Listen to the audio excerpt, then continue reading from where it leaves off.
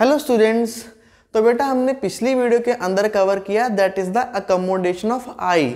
जैसे कि मेरे पास ये ऑब्जेक्ट है, इस ऑब्जेक्ट को मैं बहुत ही क्लियरली देख सकता हूँ अप टू 25 सेंटीमीटर। अगर मैं दूर देखना चाहता हूँ तो मैं फोकल लेंथ इंक्रीज कर लूँगा। ओके, तो इसे बोलते हैं आई का अकोमोडेशन, जिसमें आप फोकल लेंथ इंक्रीज कर सकते हो या फोकल लेंथ डिक्रीज कर सकते हो एज पर रिक्वायरमेंट, जो हमें रिक्वायरमेंट है। ओके, अब बेटा इस चैप्टर के अंदर हम क्या पढ़ने जा रहे हैं। देखिए इस चैप्टर का जो नाम है that is the optical instruments. अब ऑप्टिकल इंस्ट्रूमेंट्स होते क्या हैं?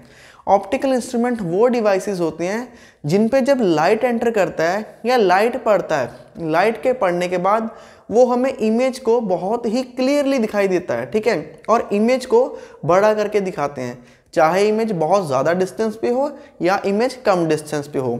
तो डिस्टेंस के हिसाब से अगर इमेज बहुत दूर है, अगर आप उसको देखना चाहें तो उसके लिए हम अलग डिवाइस यूज़ करेंगे। अगर इमेज पास में है और उसको आप मैग्नीफाई करके देखना चाहें तो उसके लिए हम अलग डिवाइस यूज़ करेंगे। तो देखिए यहाँ से हम स्टडी का पहला पार्ट स्टार्ट करते हैं that is the simple microscope. देखिए सिंपल माइक्रोस्कोप क्या है? कई बार क्या है, देखिए यहाँ पर मेरे पास एक डिवाइस है, ठीक है, इस डिवाइस को है तो ये छोटा डिवाइस, अगर इसी डिवाइस को आपको मैग्नीफाई करके देखना है तो आप क्या यूज़ करोगे? आप सिंपल माइक्रोस्कोप यूज़ करोगे। ओके, तो ये मेरे लिए एक छोटा ऑब्जेक्ट है, क्या इससे छोटा ऑब्जेक्ट भी सिंपल माइक्रोस्कोप से देख सकते हैं? आंसर है बिल्कुल देख सकते हैं। कई बार क्या होता है, जैसे देखिए अगर आप किसी डेंटिस्ट के पास जाते हैं, अगर डेंटिस्ट के पास जाते हैं और आपके दांत में कीड़ा लगा हुआ है तो आप डेंटिस्ट के पास ऐसे ना एक मैग्नीफाइंग ग्लास होता है, तो वो मैग्नीफाइंग ग्लास में ऐसे चेक करता है तो उसको जो दांत में लगा हुआ कीड़ा है वो मतलब जूम आउट करके मैग्नीफाई करके जो है उसका पिक्चर क्लियरली दिखाई देता है, ठीक है। तो इस तरह के पर्पस के लिए हम क्या यूज़ करते हैं? Simple microscope. कई बार क्या होता है, देखिए जो स्क्रीन पे जो शब्द लिखे होते हैं उनका साइज़ बहुत छोटा होता है, या कई बार न्यूज़पेपर के अंदर या कहीं और पे रिटन वर्ड्स इतने छोटे होते हैं, या किसी मेडिसिन की बोतल के ऊपर देखिए वर्ड्स जो लिखे हैं बहुत छोटे होते हैं। तो इस तरह के वर्ड्स को आपने मैग्नीफाई करके पढ़ना है तो हम यूज़ करते हैं बेटा that is the simple microscope. तो सिंपल माइक्रोस्कोप यहाँ तक हम यूज़ कर सकते हैं। ओके, और कहाँ यूज़ कर सकते हैं? देखिए कई बार हमें कुछ बहुत ही बारीकी लेवल पे जो काम करना होता है, फॉर एग्जाम्पल अगर आपने बायो लैब में देखा होगा, बायो लैब में एक डिवाइस होता है बेटा जिससे आप ना बायो लैब के अंदर स्लैब के ऊपर ना कुछ रख के स्टडी करते हो, जैसे ब्लड सैंपल की स्टडी करते हो, या फिर एक आप किसी फ्लावर को ले लेते हो, उस फ्लावर को जब स्लैब पे रखते हो तो स्लैब पे रखने के बाद उस फ्लावर के जो सारे पार्ट्स है उसको स्टडी कर लेते हो। मतलब इतने छोटे लेवल पे, इतने माइक्रोस्कोपिक लेवल पे जो मतलब चीज़ नंगी आँख से दिखाई भी नहीं दे रही, मतलब कोई चीज़ है मुझे नंगी आँख से दिखाई भी नहीं दे रही, मैं उसको भी जूम आउट करके मैग्नीफाई करके पढ़ सकता हूँ, तो उसके लिए हम यूज़ करेंगे that is the compound microscope. तीसरे नंबर पे बेटा अगर आपको बहुत दूर डिवाइस है, जैसे मान लीजिए यहाँ से आपको किसी टावर की स्टडी करनी है, यहाँ से आपको किसी प्लेनेट की स्टडी करनी है, यहाँ से आपको किसी स्टार को देखना है, ठीक है, तो उसके लिए हम दूर देखने वाले ऑब्जेक्ट्स को लिए डिवाइस यूज़ करेंगे दैट इज़ द टेलीस्कोप। तो सिंपल माइक्रोस्कोप, कंपाउंड माइक्रोस्कोप और टेलीस्कोप हमारे फिलहाल ये 3 डिवाइसेस हैं, और आपको मैं बहुत ही गारंटी के साथ कह सकता हूँ, इवन आप खुद चेक कर सकते हैं। अगर आप बोर्ड के एग्ज़ाम के अकॉर्डिंग देखें ना, आप पिछले 10 साल या 15 साल की हिस्ट्री उठा के देख लो बेटा, लगातार कॉन्टिन्यूसली ये तीनों टॉपिक एग्जाम के अंदर आ रहे हैं। कभी सिंपल माइक्रोस्कोप की टर्न आती है, कभी कंपाउंड माइक्रोस्कोप की, और कभी टेलीस्कोप की। तो ये तीनों जो है वन बाय वन जो है एग्जाम के अंदर आ रहे हैं। कई बार सेट्स होते हैं ABC, जो सेट्स में अलग अलग आ जाते हैं, एक सेट में सिंपल माइक्रोस्कोप आ जाएगा, दूसरे में कंपाउंड माइक्रोस्कोप आ जाएगा, ठीक है। तो इस चैप्टर के अंदर फिलहाल हम ये तीनों कवर करने हैं। तो चलिए शुरू करते हैं। First device that is the simple microscope. Okay, तो बेटा इस चैप्टर को स्टडी करने से पहले इस चैप्टर का जो बेस है, जिसके बिहाफ पे मैं पूरा ये चैप्टर पढ़ाने वाला हूँ, थोड़ा सा उसको सीख लेते हैं। तो किसी भी ऑप्टिकल इंस्ट्रूमेंट के लिए जो हमें मैग्नीफिकेशन करनी है वो कैसे करनी है, यहाँ पर देखिए जो हमने मैग्नीफिकेशन का सबसे पहले फॉर्मूला ड्राइव किया था that is H'/H is equal to -V/U, ठीक है, ये फॉर्मूला हमने सबसे पहले किया था। तो यहाँ पर हम क्या लिख सकते हैं, that is magnification is equal to H'/H। ये H' क्या है? इमेज हाइट और ये h क्या है, ऑब्जेक्ट हाइट, ठीक है जी, ऑब्जेक्ट हाइट। और दूसरा मैग्निफिकेशन हम लिख सकते हैं that is minus v upon you. ये v अपॉन यू क्या है, v upon you that is image distance divide by object distance. अब जो हम नया मैग्निफिकेशन पढ़ने वाले हैं, ये तीसरे टाइप का मैग्निफिकेशन, इसको बोलते हैं एंगुलर मैग्निफिकेशन। एंगुलर मैग्निफिकेशन,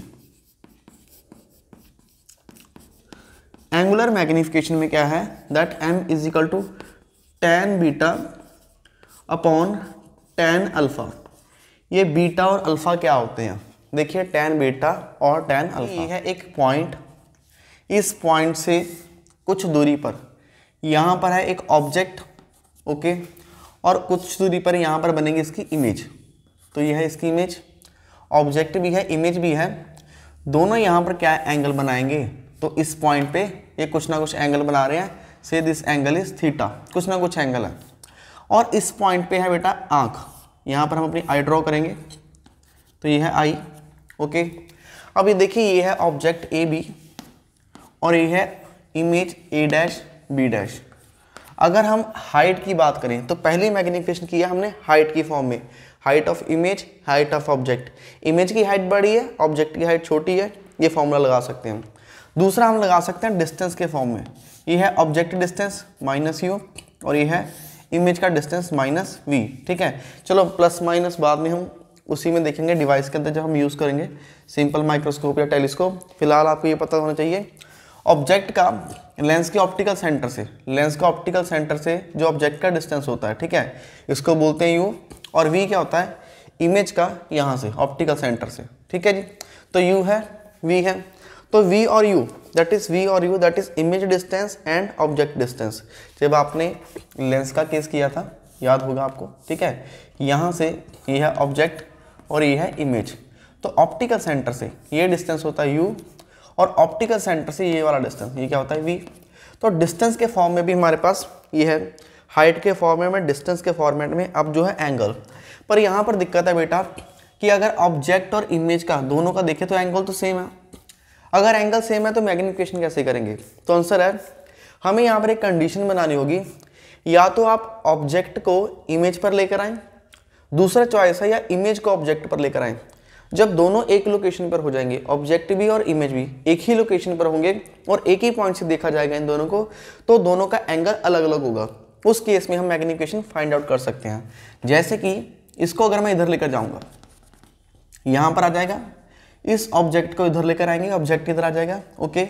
अब यहाँ से इसका कितना एंगल बनेगा, यहाँ से ये एंगल है ऑब्जेक्ट के लिए, और ऑब्जेक्ट के लिए जो एंगल बनता है उसको बोलेंगे अल्फा, ठीक है। ये जो tan अल्फा है ना, ये ऑब्जेक्ट के लिए एंगल है। और इमेज कहाँ बन रहा है, यहाँ देखिए ये इमेज बन रहा है, तो इमेज के लिए जो एंगल डिसाइड होगा ये वाला बड़े वाला एंगल, इसको बोल देंगे बीटा, ठीक है। तो अल्फा और बीटा डिसाइड हो गया। बीटा क्या है, angle subtended by image at eye, okay. और अल्फा क्या है, angle subtended by object at eye, object at eye, ठीक है, दोनों ही हैं, ओके। और कंडीशन क्या यूज़ करेंगे, इसमें हम कंडीशन भी यूज़ करेंगे। इन दोनों को जब हम पढ़ रहे हैं, condition is object and image, object and image both should be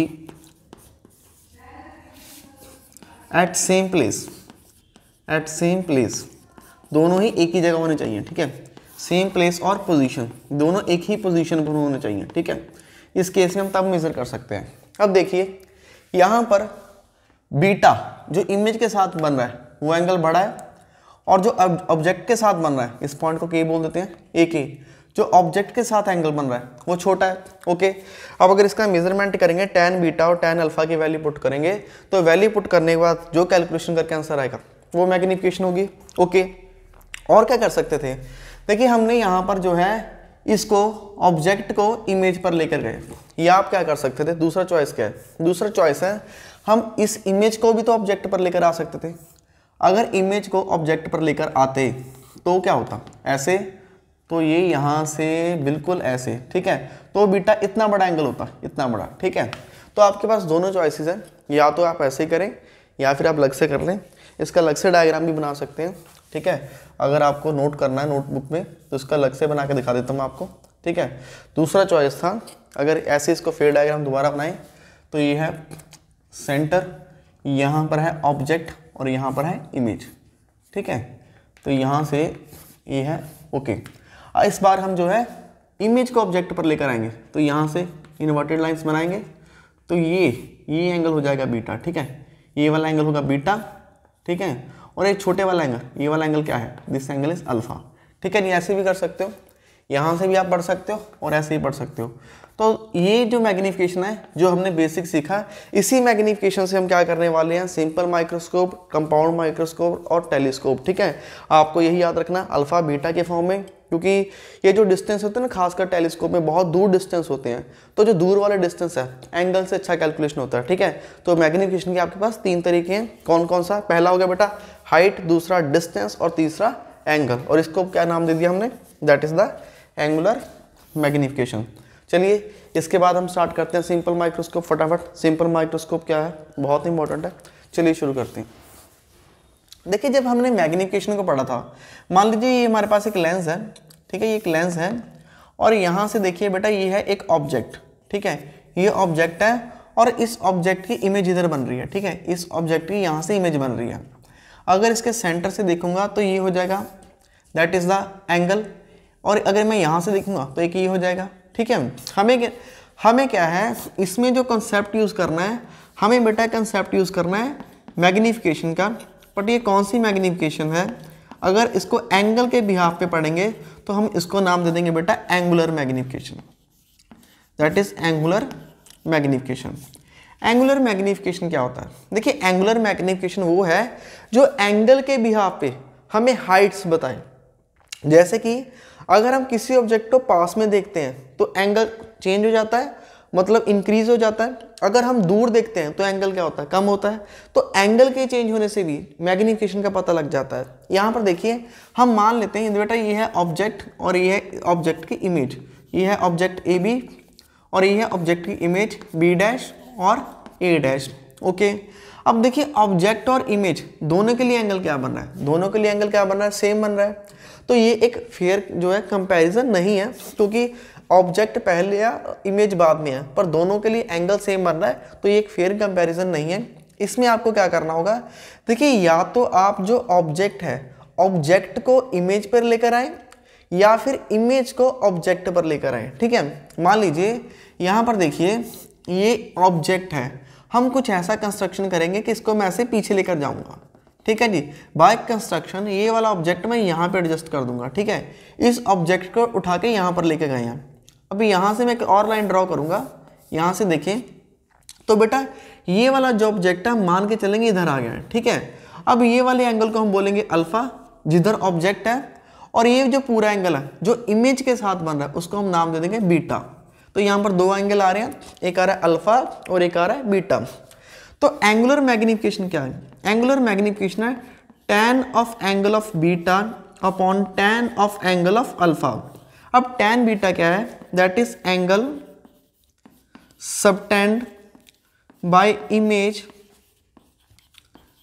angle subtended by image at eye divide by angle subtended by object at eye. ये मैग्नीफिकेशन हमें यूज करनी है। देखिए यहां, तो चलिए स्टार्ट करते हैं सिंपल माइक्रोस्कोप। तो सिंपल माइक्रोस्कोप को हम स्टार्ट करेंगे बेटा डेफिनेशन से। Point number 1 that is the definition. इसकी डेफिनेशन क्या होगी, it is the device used to see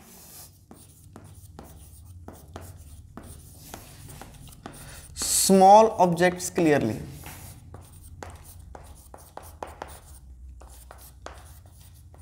ठीक है। स्मॉल ऑब्जेक्ट्स को क्लियरली देखना है एज मैग्नीफाइड, कैसे देखना है, मैग्नीफाई करके, ठीक है। Small objects clearly as magnified, object को क्लियर देखना है और क्लियर के साथ हम उसको क्या देखना चाहते हैं, मैग्नीफाई करके, ठीक है। तो ये होगी इसकी डेफिनेशन। ओके, दूसरा हम करेंगे कंस्ट्रक्शन।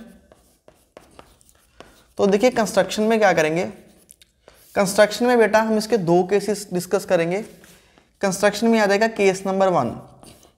केस नंबर 1, जब हम कंस्ट्रक्शन में बेटा केस नंबर 1 डिस्कस करेंगे तो फर्स्ट केस के अंदर क्या है, हम ऐसे एडजस्टमेंट करेंगे जो कुछ इमेज है ना, इमेज जो है at least distance of distinct vision पे बनेगा, मतलब कि 25 सेंटीमीटर, आपकी आंखें 25 सेंटीमीटर दूर, इतना दूर इमेज बनेगा, ठीक है। और 25 सेंटीमीटर दूर आप बड़ा आसानी से देख सकते हैं। तो case 1 that is at least distance of distinct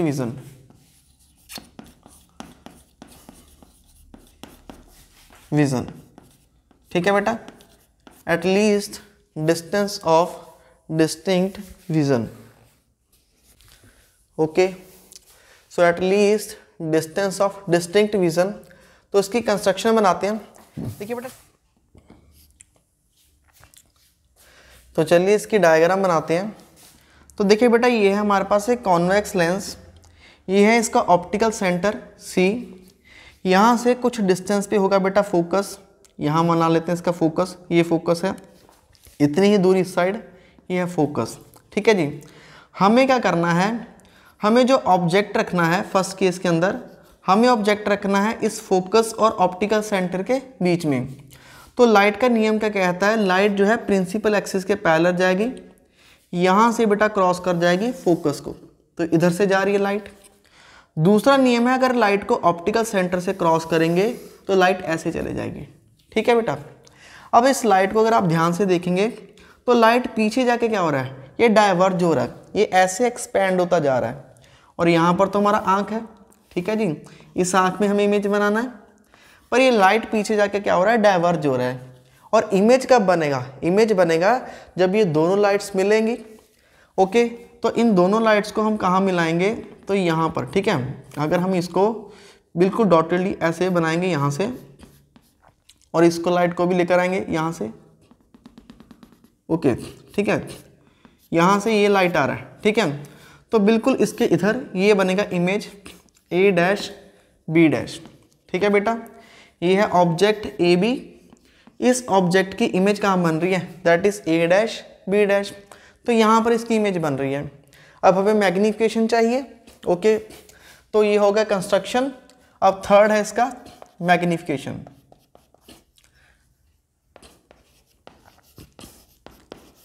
magnification, तो मैग्निफिकेशन का फॉर्मूला क्या है, M = angle subtended by image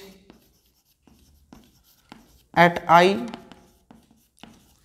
divide by angle subtended by object at I, ठीक है। ऑब्जेक्ट और इमेज एंगल कितना बना रही है आंख पर, कंडीशन का यूज करेंगे, कंडीशन है, कंडीशन लगाएंगे object and image, object and image both are at same distance, both are at same distance from optical center C, ठीक है। तो ऑप्टिकल सेंटर से ये दोनों ही सेम डिस्टेंस पे है। पर यहाँ पर आप देख सकते हैं, अगर यहाँ पर मैं बात करूँ तो बेटा यहाँ पर देखिए, यहाँ पर ऑब्जेक्ट इधर है और ये इमेज इधर है, तो दोनों का जो डिस्टेंस है ये सेम नहीं है, तो डिस्टेंस को सेम करेंगे। हम क्या करेंगे, ये जो ऑब्जेक्ट है इसको उठा के इधर लेकर आएंगे, इस ऑब्जेक्ट को उठा के इधर लेकर आओ, ठीक है, ये नाम दे देते हैं के।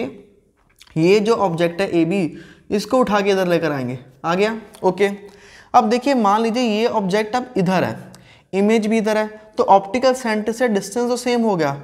अल्फा और बीटा का क्या है, देखिए इमेज से ये एंगल बन रहा है, इस एंगल को हम नाम दे देंगे दैट इज द बीटा, ये एंगल हो जाएगा बीटा, ओके। या फिर पहले अल्फा लिख लेते हैं, ठीक है। ये एंगल हो जाएगा बीटा। अल्फा कौन सा एंगल होगा? अल्फा होगा ये ऑब्जेक्ट जो है ऑप्टिकल सेंटर के साथ ये जो एंगल बना रहा है, ये छोटे वाला एंगल है अल्फा, और ये जो बड़े वाला एंगल है ना यहाँ से, ये बड़े वाला एंगल, ये एंगल है बीटा। तो बीटा और अल्फा डिसाइड कर लिया हमने, ठीक है। अल्फा और बीटा क्या है ये भी डिसाइड हो चुके हैं। इस ऑब्जेक्ट के साथ ये एंगल अल्फा और ये इमेज के साथ ये पूरे वाला एंगल, यहाँ पूरा, ये पूरा यहाँ से यहाँ तक, दैट इज बीटा। तो लिखेंगे मैग्निफिकेशन क्या आ जाएगा, that is tan beta upon tan alpha, ठीक है जी। तो ये फॉर्मूला है। उसके बाद tan बीटा tan अल्फा, इसको सॉल्व करेंगे। देखिए बीटा के लिए, tan बीटा के लिए हम यूज़ करेंगे ट्रायंगल ABC।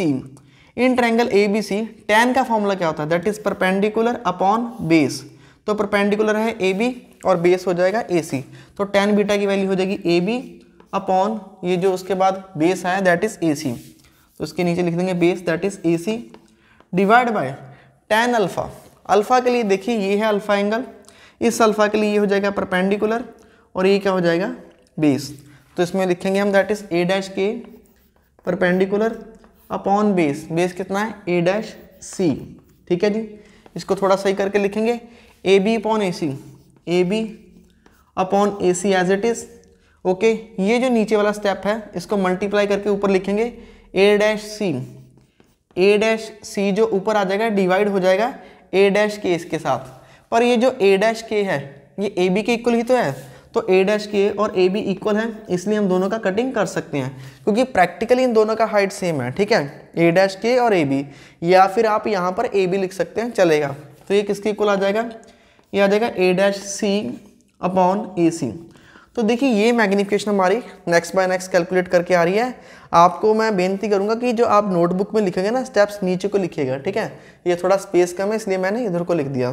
तो मैग्निफिकेशन क्या निकल के आ रही है, अगर मैग्निफिकेशन की बात करें तो मैग्निफिकेशन बेटा निकल के आ रही है that is A' upon AC, ठीक है जी।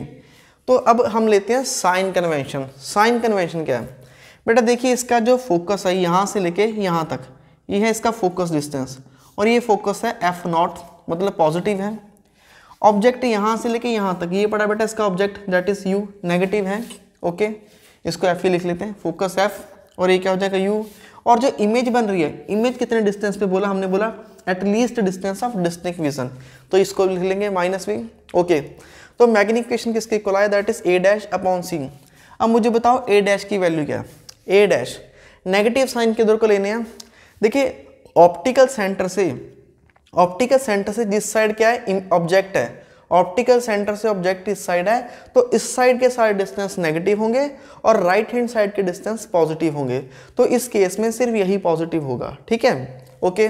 अब A' बताएं, देखिए जी A' ये इमेज का डिस्टेंस है that is -D upon AC क्या है ऑब्जेक्ट का डिस्टेंस, दिस इज -U। ये कट जाएंगे तो ये क्या बन जाएगा, तो नेक्स्ट स्टेप में हम लिखेंगे magnification is equal to D upon U। तो मैग्निफिकेशन देखिए D अपॉन U आ गई है, ठीक है। मैग्निफिकेशन D अपॉन U आ गई है। अब हमें इस मैग्निफिकेशन को फाइंड आउट करना है कि D upon U magnification actual में है कितना। तो यहाँ तक आप लिख लेंगे। इसके अलावा हम थोड़ा इसको इरेज कर देते हैं ताकि आपके लिए नेक्स्ट लिख सकें।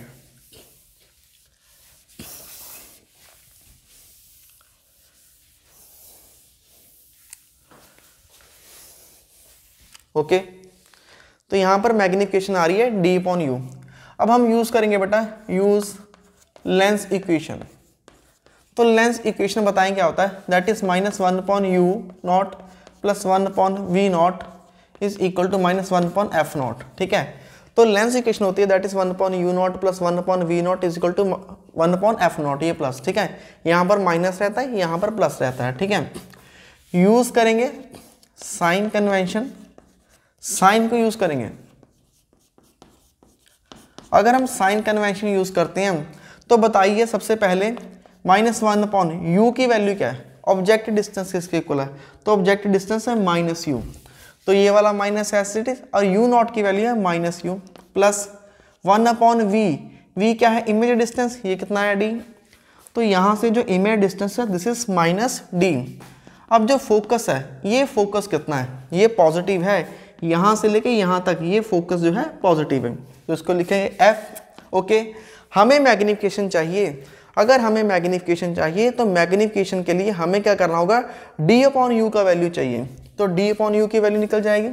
तो देखिए इसके ये कट जाएगा। अब इस सारी इक्वेशन को ना डी से मल्टीप्लाई कर देते हैं, तो मल्टीप्लाई करेंगे डी के साथ, डी के साथ मल्टीप्लाई करने पे क्या आएगा, यहाँ पर देखिए this become D upon you. First step क्या आ जाएगा, D upon you plus minus minus D upon D क्या हो जाएगा 1, और यहाँ पर डी अपॉन एफ, तो ये आ जाएगा। ओके, अब यहाँ से डी अपॉन यू की वैल्यू निकाल लें। So d upon you is equal to D upon you is equal to D upon f, और 1 उधर जाके क्या हो जाएगा, प्लस हो जाएगा, D upon F plus 1। Okay, अब डी अपॉन यू क्या होता है, मैग्निफिकेशन ही तो होती है, तो मैग्निफिकेशन का फॉर्मूला है डी अपॉन एफ प्लस 1। ठीक है, तो ये मैग्निफिकेशन निकल के आ रही है, या आप लिख सकते हो दैट इज जो स्टैंडर्ड तरीका लिखने का, डी अपॉन एफ। ठीक है, तो ये मैग्निफिकेशन आ रही है। ठीक है बेटा, तो मैग्निफिकेशन देखिए कितना आ गया, तो मैग्निफिकेशन का फॉर्मूला है 1 plus D upon F. F focus है, डी क्या है, इमेज का डिस्टेंस, तो ये मैग्निफिकेशन आई फर्स्ट केस में। ओके, अब यहाँ पर देखिए ये मेरे पास ऑब्जेक्ट है, इसको मैं 25 सेंटीमीटर पे रख के पढ़ रहा हूँ। अब क्वेश्चन है मैं कितनी देर इसको 25 सेंटीमीटर पे रख के पढ़ सकता हूँ। तो जो मेरी आंख के स्लेरी मसल है उन्होंने यहाँ पर फोकस करवा रखा है, पर अब देखिए मेरी आंख पे जो है स्ट्रेस पड़ता जा रहा है, जितना मैं लंबे डिस्टेंस के लिए इसको पढ़ता जा रहा हूँ। अगर मैं इसको दूर करता जाऊँगा, देखिए आइज जो है रिलैक्स फील कर रही हैं। ठीक है, अब आप कुछ ऐसा करेंगे कि जो इमेज है वो मैग्नीफाई होकर तो दिखाई दे आपको, पर आपकी आंख पे स्ट्रेस भी ना पड़े, तो उस केस को कहेंगे हम सेकंड केस। पर सेकंड केस करने से पहले ये जो हमने सब कुछ आपको करवाया, इसका हमने प्रिंसिपल नहीं लिखा। हम आपसे रिक्वेस्ट करेंगे कि जब हमने नाम दिया था ना कंस्ट्रक्शन के बाद आप थर्ड स्टेप बनाएंगे प्रिंसिपल के कंस्ट्रक्शन के बाद बनाइएगा। ठीक है, प्रिंसिपल जब हम प्रिंसिपल लिखेंगे ना, तो प्रिंसिपल आपको क्या लिखना, प्रिंसिपल देखिए इस डायग्राम से आपको समझ में आएगा। क्या समझ में आएगा, देखिए when object is placed between optical centre, ये है ऑप्टिकल सेंटर और ये है focus. When object is placed between optical centre and focus then magnified, then virtual erect and magnified image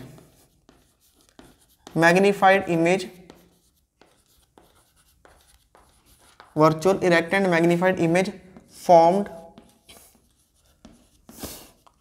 on the same side of object। ठीक है जी, तो इसका principal क्या है, जो प्रिंसिपल है आपको फिर बोल रहा हूँ, प्रिंसिपल आपने कहाँ लिखना है, सबसे इसको पहले नंबर पे आप डेफिनेशन लिख दीजिएगा, फिर इसका केस बनाएंगे दैट इज केस नंबर 1। तो केस नंबर 1 में सबसे पहले आप प्रिंसिपल लिखिएगा। ठीक है, तो ये प्रिंसिपल केस नंबर 1 में सबसे पहले आएगा, फिर उसके बाद इसकी कंस्ट्रक्शन आ जाएगी, कंस्ट्रक्शन के बाद मैग्निफिकेशन आएगा। ठीक है, आप कहीं भी लिख सकते हैं, ऐसा कोई जरूरी नहीं है वैसे वहीं पर लिखना है, पर मैं आपको एक वो दे रहा हूँ, राय दे रहा हूँ। ठीक है, ऐसे आप प्रॉपरली अच्छे तरीके से लिख सकते हैं। तो ये होगा केस नंबर 1, तो इसका प्रिंसिपल।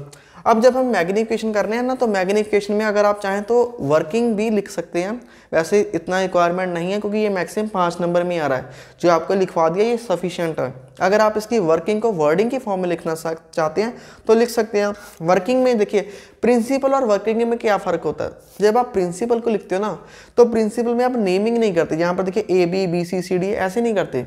वर्किंग में क्या करते हैं, वर्किंग में हम नेमिंग मेंशन करते हैं, जैसे object AB is placed on the principal axis, light goes parallel to principal axis, cross from the focus, क्योंकि यहाँ फोकस से क्रॉस किया, second light cross from the optical centre, they give virtual and direct image on the same side of the object that is A', B'। यही है, same चीज़ है। अगर इसमें हम नेमिंग कर दे AB, A', B' तो वर्किंग बन जाता है। फिलहाल आपको उसका रिक्वायरमेंट नहीं है। तो ये हो गया फर्स्ट केस। इसके बाद हम करते हैं केस नंबर 2। तो आप इसको मैग्निफिकेशन को लर्न कर लें। अब देखते हैं सेकंड नंबर केस में मैग्निफिकेशन इंक्रीज होता है या डिक्रीज होता है।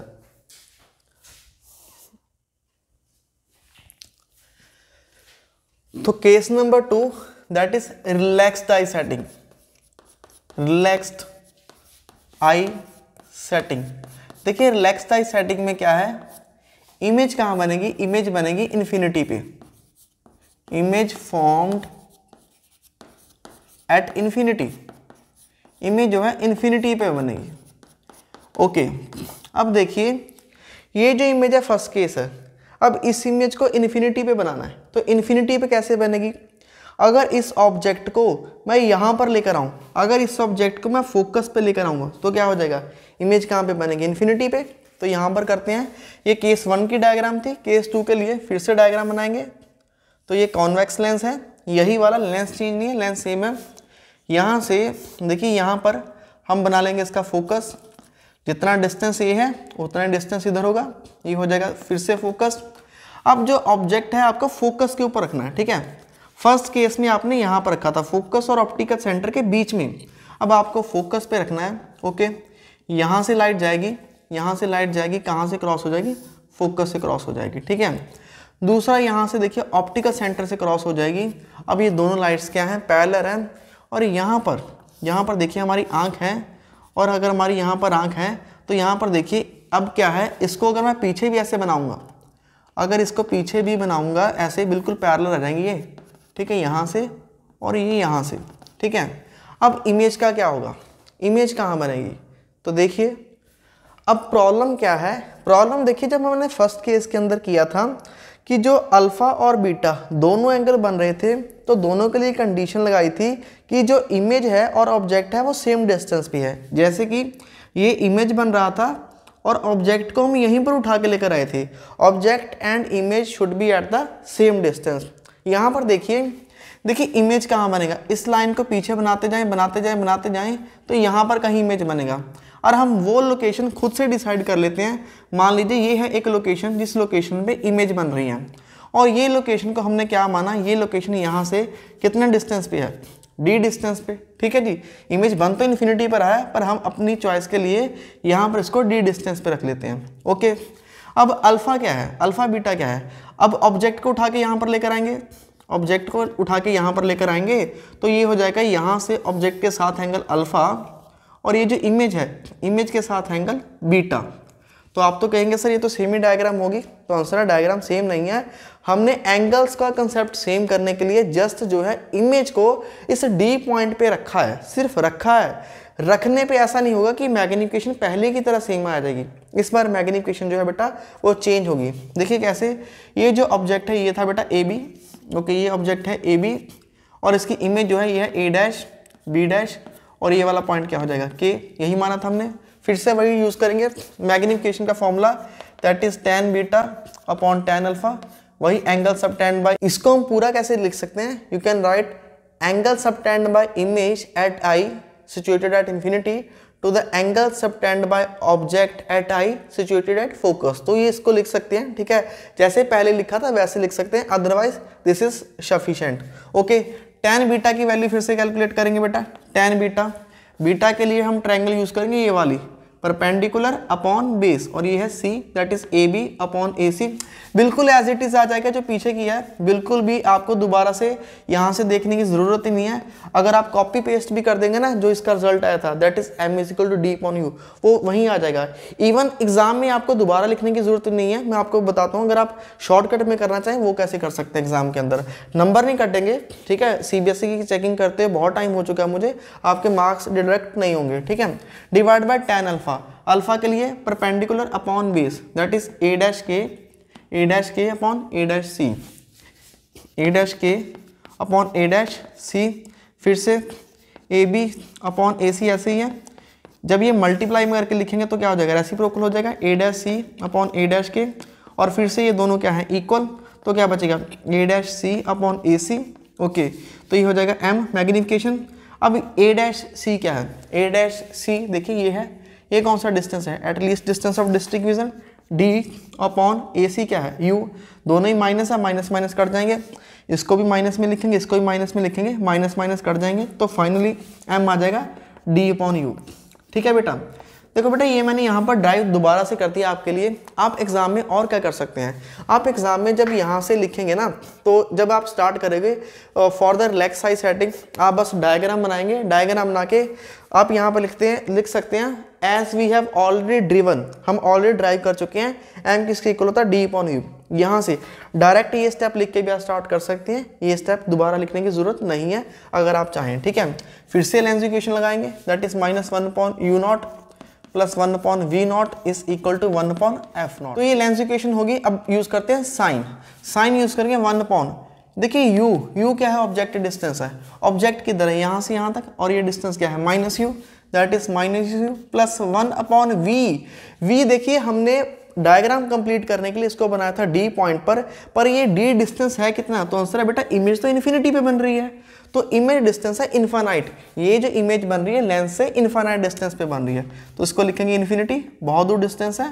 और ये फोकस है right side, that is F, तो ये हो जाएगा फोकस एफ, ये माइनस माइनस कट जाएंगे 1 अपॉन यू, ओके, और राइट साइड क्या आ जाएगा 1 अपॉन एफ, 1 अपॉन इन्फिनिटी का हो जाएगा 0, ये पूरी टर्म 0 हो जाएगी, दोनों साइड डी से मल्टीप्लाई करते हैं, D upon you is equal to D upon F. अब डी अपॉन यू क्या है चेक करें, डी अपॉन यू अगेन लिख सकते हैं फ्रॉम 1 या फ्रॉम 2, इसको कोई भी क्वेश्चन बना दें, फ्रॉम 2, डी अपॉन एम क्या है, डी अपॉन यू क्या है, sorry D upon U from equation number 2, D upon U क्या है, that is a magnification which is equal to D upon F. देखिए ये मैग्निफिकेशन आ रही है इस केस में जब हमने क्या किया, रिलैक्स साइज सेटिंग, जब हमने ऑब्जेक्ट को इन दोनों पोजीशन से हटा के ऑब्जेक्ट को हमने कहाँ पर रख दिया, फोकस पे, ऑब्जेक्ट को पीछे लेकर गए तो ये मैग्निफिकेशन आई। और ये जब ये केस के डिस्कस किया था, इस केस के अंदर मैग्निफिकेशन क्या आ रही थी, that is 1 plus D upon F. अब मुझे आप बताएं किस केस में मैग्निफिकेशन ज़्यादा आ रही है। अब जब आप इन्फिनिटी पे इमेज बनाती हो तो मैग्निफिकेशन आती है डी अपॉन एफ, जब आप यहाँ पे इमेज बना रहे हो तो आ रही है 1 प्लस डी अपॉन एफ। तो ऑब्वियस है इसमें 1 प्लस हो रहा है, तो यहाँ पर जो है फर्स्ट केस के अंदर मैग्निफिकेशन ज़्यादा है और दूसरे वाले केस में मैग्निफिकेशन कम है। पर ये जो है रिलैक्स साइज सेटिंग है, ये है नॉर्मलाइज सेटिंग। जैसे ये ऑब्जेक्ट है केस नंबर 1, केस नंबर 1 पे इसको 25 सेंटीमीटर पे देख रहे थे, D25, इस केस में कहाँ पर देख रहे हैं, इनफाइनाइट दूर डिस्टेंस पे, ठीक है, रिलैक्स साइज, पर दोनों में जो इमेज है मैग्नीफाई होकर आपको दिखाई दे रहा है, ठीक है, तो ये हो जाएगा।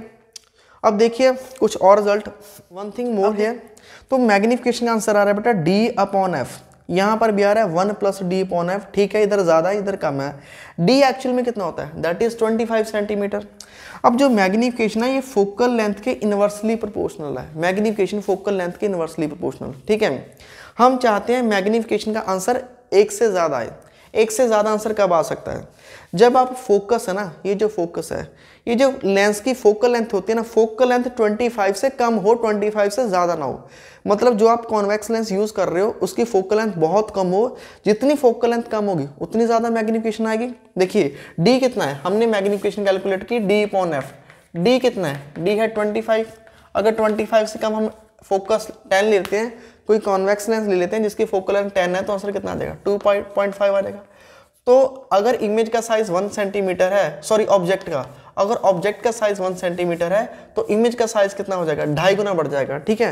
तो ये आपको याद रखना है, जब भी हम सिंपल माइक्रोस्कोप लेते हैं तो उसकी जो फोकल लेंथ है, ठीक है, फोकल लेंथ जो है 25 से कम होनी चाहिए। ये हो गया। अब है सिंपल माइक्रोस्कोप, ने आपने देखा है, दिखाएं आपको सिंपल माइक्रोस्कोप, तो ये है बेटा सिंपल माइक्रोस्कोप। क्या है सिंपल माइक्रोस्कोप, एक लेंस ही तो है, ये लेंस ही तो लगा हुआ है, कुछ और है क्या। तो ये है मेरे पास लेंस, अगर इसमें हम देखें कैमरे में शायद ऐसे दिखे, पता नहीं आपको, ठीक है, तो ये मैग्नीफाई करके दिखा रहा है, जूम आउट करके दिखा रहा है, ठीक है। तो ये है सिंपल माइक्रोस्कोप, ठीक है। ये कॉन्वेक्स लेंस है, बीच में से जो है थिक है, एजिस में से थिन है। अब इसके यूजेस, फाइनली वही मैं अगर यूजेस की बात करूँ तो इसको हम कहाँ कहाँ यूज़ कर सकते हैं, तो you can right the uses of simple microscope.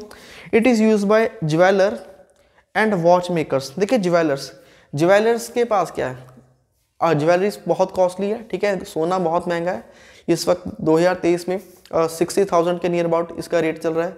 तो ज्वेलर्स जो है सोने के बहुत छोटे छोटे जो पार्ट्स हैं उसको मैग्नीफाई करके देखता है, उसकी कंस्ट्रक्शन को देखता है, डायमंड की कंस्ट्रक्शन को देखता है, डायमंड कैसे मैग्नीफाई करना है।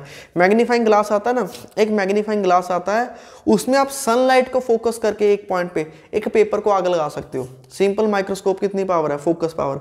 एक मैग्नीफाइंग ग्लास लेंगे और सारी सनलाइट जो है एक पॉइंट पे फोकस हो जाएगी और कागज को आग लग जाएगी, ठीक है, ये भी हमने देखा हुआ है। ओके, उसके बाद डेंटिस्ट यूज कर सकते हैं, डॉक्टर यूज कर सकते हैं, ठीक है, जैसे बताया था वीडियो की शुरुआत में, दांत में कीड़ा वगैरह लग जाता है उसके लिए चेक कर सकते हैं, ठीक है।